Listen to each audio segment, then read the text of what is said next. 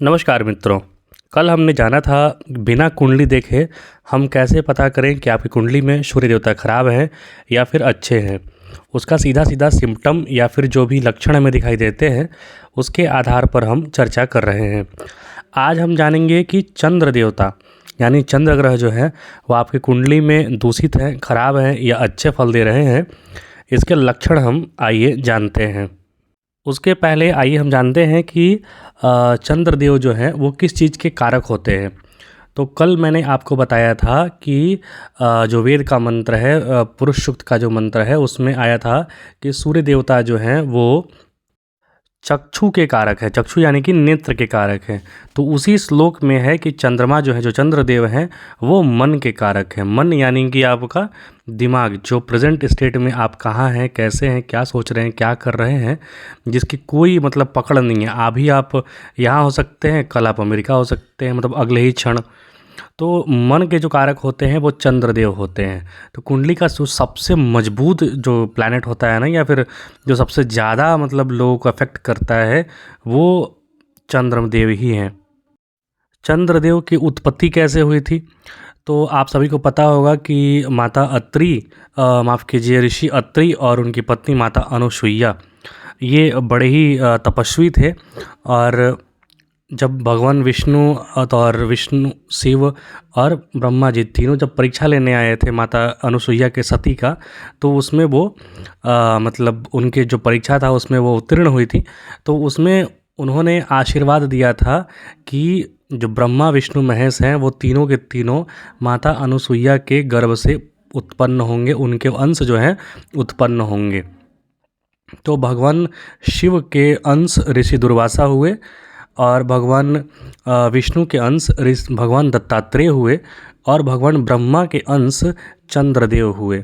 तो अनुसुईया माता के 3 पुत्र हैं, याद रखिएगा, ऋषि दुर्वासा, भगवान दत्तात्रेय और चंद्रदेव। ये तीनों भ्राता हैं, आपस में भाई हैं।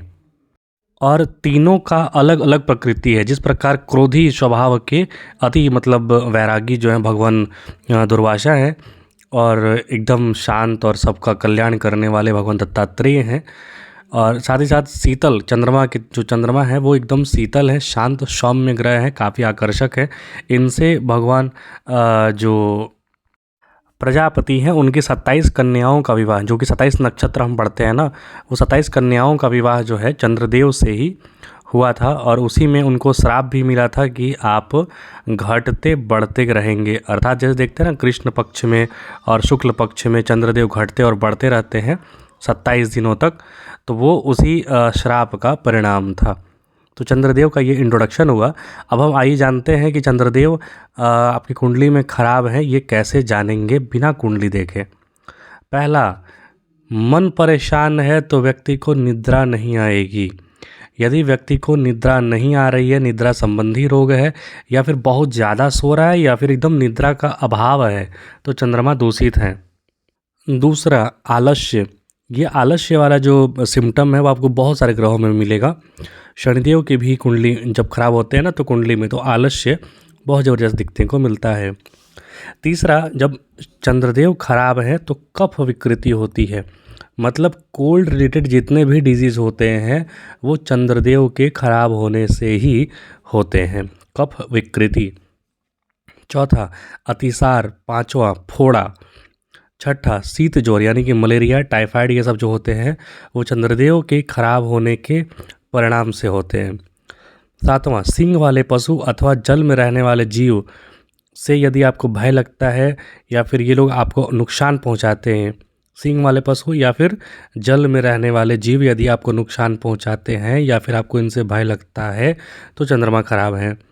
मंदाग्नि यानी कि आपका पेट का जो शिकायत है, जो पेट में जो अग्नि होती है ना, जो भोजन को पचाती है, वो मंदाग्नि है, तो चंद्रमा का भी इसमें प्रकोप रहता है। और साथ ही साथ गुरु बृहस्पति का भी प्रकोप रहता है।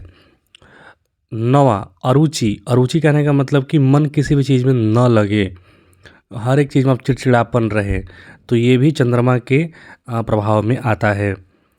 चंद्रमा चूँकि स्त्री के कारक हैं, तो स्त्रियों से यदि पीड़ा होता है, खासकर माता संबंधी, याद रखिएगा, क्योंकि स्त्री संबंधी जो बड़ा ग्रह है वो शुक्रदेव हैं। माता से संबंधित परेशानियां आपके जीवन में है या फिर माता तुल्य किसी स्त्री से संबंधित परेशानी है तो चंद्र खराब है। तो याद रखिए, जीवन में जब भी मौका मिले, जहाँ भी मौका मिले और अपनी माता हो तो प्रतिदिन पैर छुए। चंद्रमा को मजबूत करने का सबसे रामबाण इलाज है अपनी माता का चरण स्पर्श प्रतिदिन करें। मानसिक श्रांति फिर या फिर रक्त विकार, देखिए जो ब्लड डिजीज़ होता है ना, उसके 3 ग्रह होते हैं मुख्य। जो लिक्विडिटी है ब्लड का वो चंद्रमा के कंट्रोल में आता है।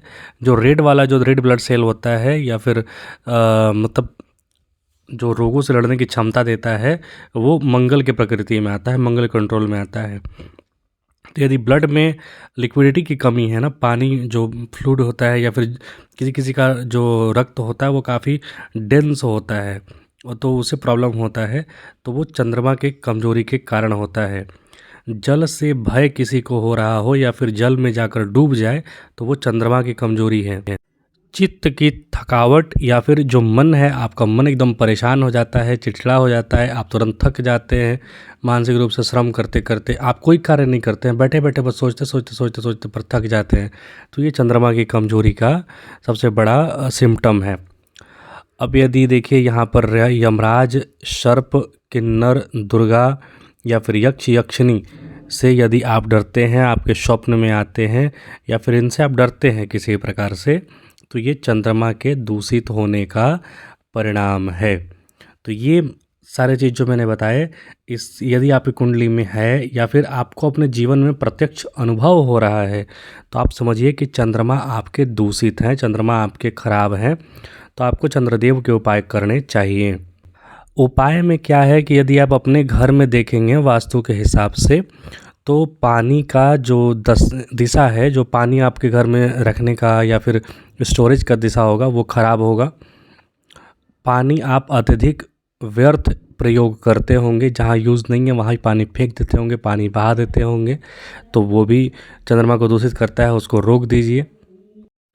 माता के चरण स्पर्श हमेशा किया कीजिए और चंद्रदेव का जो पर्व होता है या फिर जो उनका व्रत होता है वो कीजिए। चंद्रदेव को अर्घ्य दीजिए संध्या।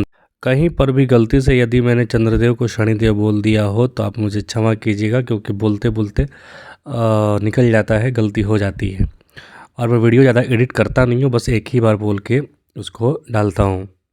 तो अगले वीडियो में हम मिलेंगे मंगल से संबंधित जो भी परेशानियां होती हैं या फिर बिना कुंडली देखे आप कैसे पता कर सकते हैं अपने जीवन में आने वाली परेशानियों से कि मंगल खराब है या अच्छे हैं। जैसे चंद्रमा का जितना मैंने बताया, ये यदि आपको नहीं हो रहा है तो समझिए चंद्रमा मजबूत है आपके, या फिर ये हो रहा है तो फिर चंद्रमा को मजबूत कीजिए, यही उपाय होता है। मिलेंगे बहुत शीघ्र, यानी कि कल ही। जय हिंद, जय श्री राम। तब तक लाइक सब्सक्राइब जरूर करें। धन्यवाद।